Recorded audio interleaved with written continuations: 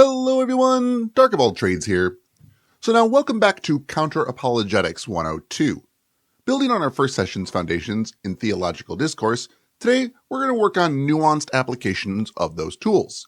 As many of you have discovered through experience, possessing Socratic questioning techniques and emotional intelligence skills is merely the starting point. The art of counterapologetics lies on their precise and thoughtful deployment. Consider two contrasting scenarios. Engaging with a philosophy student about the Kalam cosmological argument versus exploring personal testimony with someone who experienced a profound religious conversion. While both fall under theological discussion, research in religious studies demonstrates that they demand fundamentally different approaches. Much like how a surgeon must understand not just the instruments but the unique demands of each procedure, we must develop what Aristotle termed phronesis, or practical wisdom, in our discourse. So in this lesson, we're diving into the nuanced landscape of religious discourse. I'll examine how different theological backgrounds, from fundamentalist to liberal interpretations, from cultural to deeply personal faith, shape not just what people believe, but how they engage in discussions about those beliefs. We'll explore why arguments that seem logically airtight to one person might not even register as relevant to another. Our focus shifts from adding techniques to developing what contemporary philosopher Linda Zebzebski calls epistemic virtue, that is, the ability to discern which approaches are most appropriate in different contexts. I'll examine how various apologetic traditions, from Van Til's presuppositionalism to Craig's evidentialist approaches, requires different engagement strategies based on their underlying epistemological assumptions. My goal is that this material remains accessible whether you're new to counterapologetics or you've already engaged in numerous theological discussions. My goal isn't necessarily to create professional debaters, but rather to foster more productive dialogues about truth, belief, and the nature of religious claims, grounded in both philosophical rigor and empirical understanding of human cognition. Let's explore the taxonomy of religious beliefs, that is, the different ways people hold and defend their faith. Understanding these distinct epistemological frameworks is crucial for effective dialogue. Consider what we'll call the academic theist, someone immersed in philosophical theology, well-versed in writers from Aquinas to Plantinga. They approach their faith through what philosopher William James called the rationalistic temper. These individuals often construct elaborate intellectual frameworks around their belief, using modal logic, epistemological arguments, and carefully structured apologetics. But here's the fun paradox. Their very intellectual sophistication can become what psychologists call a protective buffer against examining deeper and more personal motivations for belief. The experiential believer represents a fundamentally different epistemological approach. Their faith rests on what religious scholars call lived religion, direct personal experiences and transformative moments. When someone tells you about overcoming addiction through faith or experiencing what Rudolf Otto termed the numinous, they're operating from doxastic practice, forming beliefs through direct experience rather than through logical argumentation. Here, traditional philosophical debate can be as misplaced as critiquing a sunset. Cultural religious identity, what sociologists term embedded theology, presents another distinct framework. These believers are operating within something called the sacred canopy, where faith is inextricably woven into social identity, family narratives, and community belonging. When engaging with cultural believers, we're not just discussing ideas, but interacting with what anthropologists call thick culture, densely layered systems of meaning and belonging. The practical implication of these distinctions becomes clear when we examine response patterns. An argument about the modal ontological proof might deeply engage an academic theist while seeming utterly irrelevant to an experiential believer. Similarly, questioning biblical inerrancy might significantly impact a theological literalist while barely registering with someone whose faith is primarily cultural.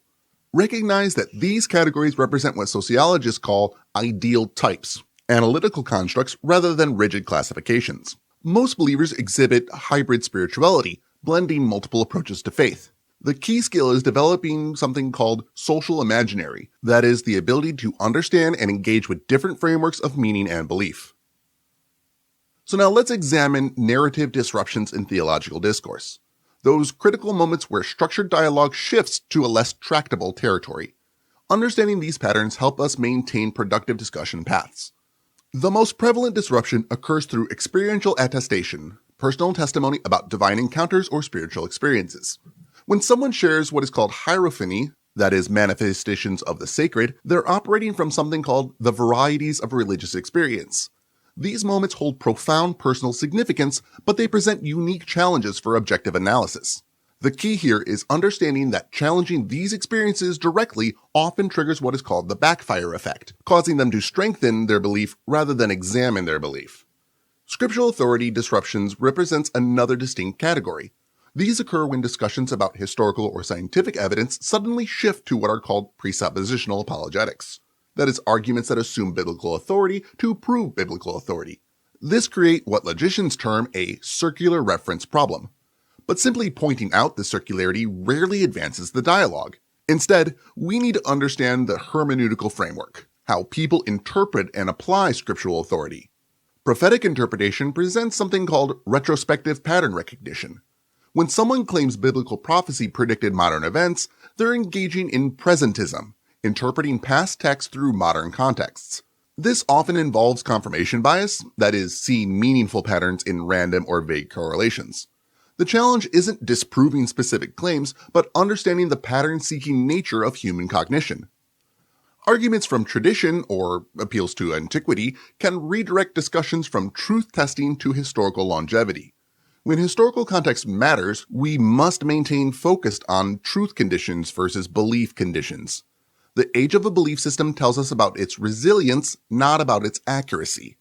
The effective management of these disruptions requires what communication theorists call diplomatic redirection, that is, acknowledging the significance of personal perspectives while maintaining focus on objective truth claims.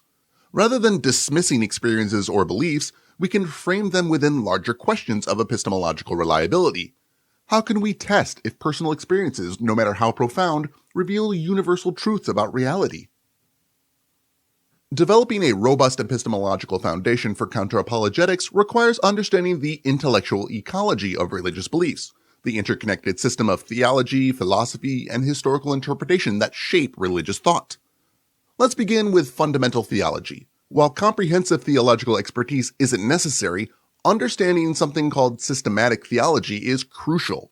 This includes soteriological frameworks, that is, theories of salvation, Trinitarian doctrine, and hermeneutical approaches, that is, methods of biblical interpretation. When engaging with believers, recognizing whether they're operating from Reformed theology, like Calvinist determinism, versus Arminian free will theology fundamentally shapes how they approach evidence and reason. Essential philosophical concepts form another crucial domain. This includes understanding the distinction between moral relativism and moral realism, epistemic frameworks for evaluating evidence, and the principles of charitable interpretation. These concepts help identify when arguments shift between different epistemological grounds, for instance from empirical claims to metaphysical ones. Historical context provides what scholars term diachronic perspective. Modern evangelical Christianity often presents itself as unchanged from antiquity, but understanding theological development reveals crucial contextual shifts. For instance, the doctrine of biblical inerrancy as formulated by the Chicago Statement in 1978 represents what scholars call a modernist reactionism, a relatively recent theological innovation. Contemporary apologetic literature forms the intellectual repertoire of modern believers. Understanding the works of William Lane Craig, which is philosophical apologetics, C.S. Lewis, which is literary apologetics, and Lee Strobel, evidential apologetics, reveals the primary argumentative frameworks that you'll encounter. This includes the cumulative case approach versus presuppositional methodologies. It's very important that this knowledge base be understood through applied epistemology, not just knowing arguments, but understanding how they function in actual discourse. This includes recognizing cognitive resonance patterns, which is why certain arguments persuade different types of believers based on their existing theological and philosophical frameworks. Let's examine discourse management in theological discussions, that is, the practical strategies for navigating complex conversations about belief. Initiating dialogue requires contextual awareness. Rather than forcing theological discussions, look for natural transition relevance places, that is, organic moments when religious topics emerge naturally. When someone references their faith tradition or religious perspectives on current events, that creates a discourse opening. This approach aligns with what communication scholars term rapport-based engagement. Managing topical transitions requires strategic redirection. When discussions shift from empirical evidence to personal testimony, we need to employ what communication theorists call acknowledgement pivot refocus technique. Consider this like cognitive bridging, that is connecting different modes of thinking without creating defensive responses. Analogical reasoning, that is structural mapping, plays an important role. When explaining epistemological differences between scientific belief and religious faith, using accessible parallel structures proves more effective than abstract argumentation. However, we must consider emotional valence, that is, ensuring our analogies don't trigger unintended negative associations. Group dynamics such as social media or YouTube comments introduce multi-participant discourse challenges. This involves managing conversational turn-taking while maintaining awareness of silent participant influence. Often, the quiet observers are engaging in something called deep processing, that is, integrating and evaluating the discussion more thoroughly than active participants. Digital discourse presents distinct challenges, especially something called reduced bandwidth interaction, that is, the absence of nonverbal cues, fundamentally altering how meaning is conveyed and interpreted.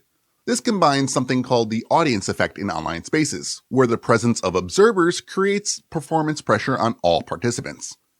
Remember that effective discourse management isn't about controlling conversations, but about facilitating dialectical progress, that is, meaningful exchange that promotes understanding even when agreement remains elusive. As we wrap up our deeper exploration of counterapologetics, let's think of what we've learned. Like a master chef's approach to cooking, it's not just about having the right ingredients and techniques, it's about knowing when to use them. We've discovered that effective theological discussions require contextual intelligence.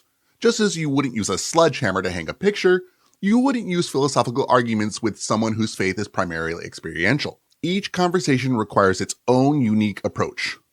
So let's connect the dots. Your 101 training gave you the basic tools, which is questionings, logical analysis, and emotional awareness. Today's 102 session taught you when and how to deploy them effectively. Understanding your discussion partner's framework is as crucial as the techniques themselves. For practical next steps, think like an apprentice. Start small. Practice identifying belief frameworks in casual conversations. Build gradually. Map out the patterns you notice in religious discussions. Expand thoughtfully. Develop your knowledge base on one topic at a time. And apply strategically. Choose your discussion moments with purpose. Remember, good counterapologetics is like good jazz. It's not just about knowing the notes. It's about understanding the rhythm of the conversation and knowing when to play, when to listen, and when to sit one out. You're not just learning to debate. You're learning to dance with ideas. Each discussion is an opportunity to practice this art, to refine your understanding, and to engage more effectively with different ways of thinking about belief and truth. Keep in mind, this takes years of dedication and practice. It entails more than just knowing facts and theories, but knowing how to find out something you don't know. It's about knowing what questions are relevant and how to find the answers to the gaps in your own understanding. Your interlocutor is not your enemy. 99 times out of 100, you're not having a debate. You're having a conversation where you need to show that you consider everyone in the conversation as equals. Thank you for taking my lesson today. I know there's a lot to this topic, and it can get overwhelming for people who just want to jump in and start the debate.